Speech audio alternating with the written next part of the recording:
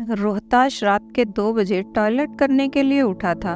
जब बेटे के कमरे के सामने से गुजरा तो उसने सुना बेटा इतनी रात गए किसी से बात कर रहा था।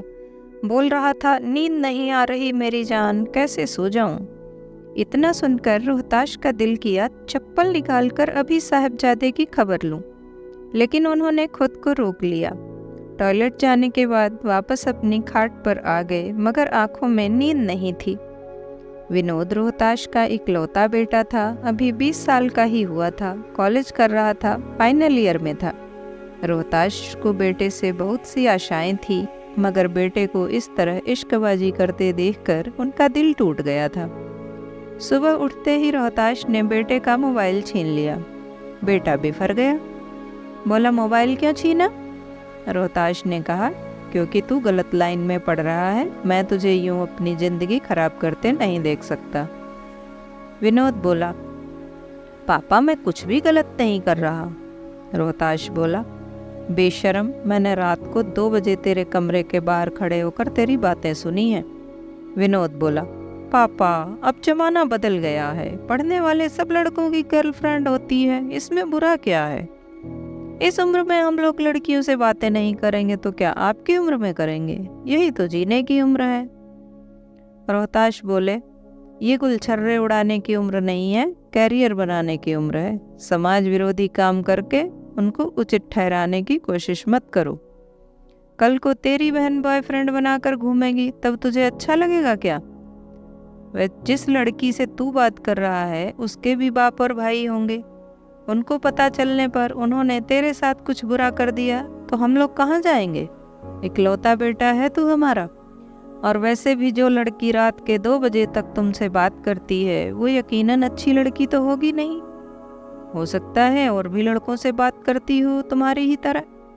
मान लो कल को वह किसी और के साथ भाग जाए और कॉल डिटेल से पुलिस तुम्हें पकड़कर अंदर कर देगी, तब क्या करोगे? सारी इज्जत चौराहे पर नीलाम हो जाएगी घर की, बरखुरदार। हम गरीब लोग हैं, न पैसे की रिस्क उठा सकते हैं न इज्जत की। चाय बनाकर और लोगों के झूठे गिलास धोकर तुम लोगों की परवरिश कर रहा हूँ मैं। वैसे भी हार्ट पेशेंट हूँ, इस तरह की अय्याशी करके मुझे टेंशन मत दे, मैं नहीं झेल पाऊंगा। पिता का समझाना भी विनोद को अच्छा नहीं लगा। वह गुस्से में उठकर घर से बाहर चला गया। जब तक उसे मोबाइल वापस नहीं मिला वह कॉलेज भी नहीं गया। आखिर में हार कर रोहताश को मोबाइल वापस देना ही पड़ा।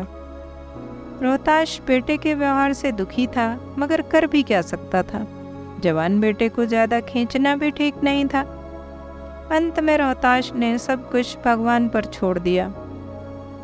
मगर कहते हैं ना, शंकाएं कभी कभी सही साबित हो जाती हैं, और वही हुआ जिसका डर था। एक घटना घट गई। जिस लड़की से विनोद बात करता था वह किसी और लड़के के साथ भाग गई। भागने से पहले उसने विनोद के साथ 2 घंटे तक बात की, इसलिए पुलिस ने विनोद को गिरफ्तार कर लिया।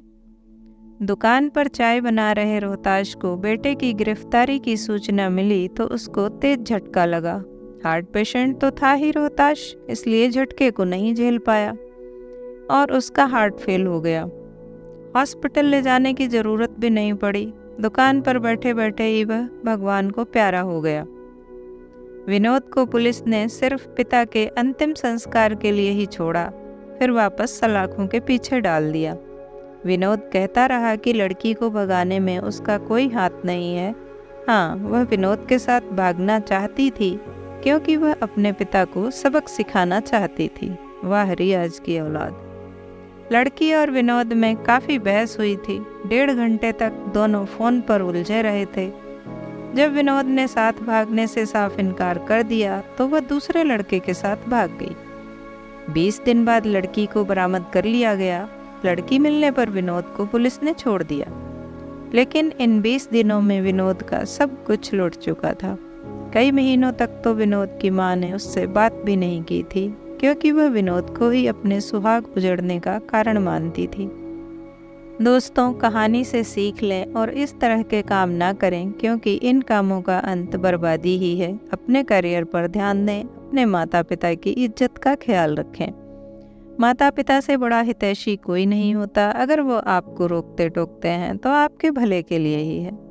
वीडियो अच्छी लगी हो तो लाइक और शेयर करें और ऐसी ही वीडियोस के लिए चैनल को सब्सक्राइब कर लें। मैं आपसे फिर मिलती हूँ किसी अन्य कहानी या जानकारी के साथ।